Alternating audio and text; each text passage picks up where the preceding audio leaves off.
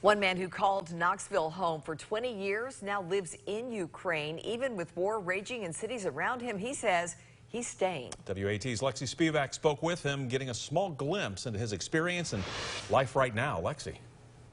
Terrance McCracken is originally from Chicago, but spent 20 years living right here in Knoxville. He's even a UT graduate with a master's in music and another in education.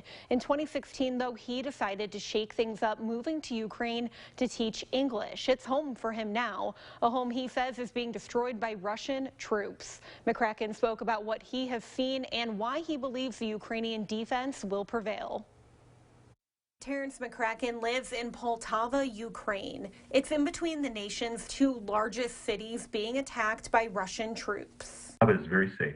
We haven't had any conflicts with the Russian army. While he feels safe in his city, he knows that doesn't mean it will stay that way. He spoke about an incident this week where he says police arrested people trying to set a target on top of his apartment building. But this is something that's been happening a lot in Kiev and Kharkiv, where people have painted target signs on the tops of buildings to be targeted for missile attacks. McCracken also showed off his bag filled with his essentials if he has to leave in a hurry. This is my worry bag. Has a change of clothes, documents, not much else. And today, he says Ash Wednesday has an entirely different meaning this year. Is probably going to have a little bit different meaning for people who are looking at the rubble of their house, looking at the rubble of their city center, looking at the rubble of government buildings.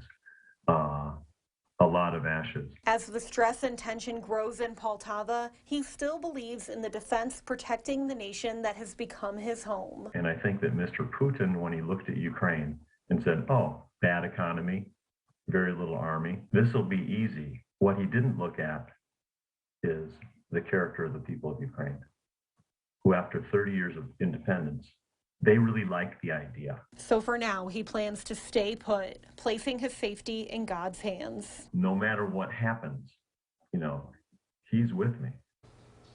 Now that man says he is extremely thankful for the support the entire world has given the people of Ukraine at this time. He also thanked those who are praying for him from right here in Knoxville.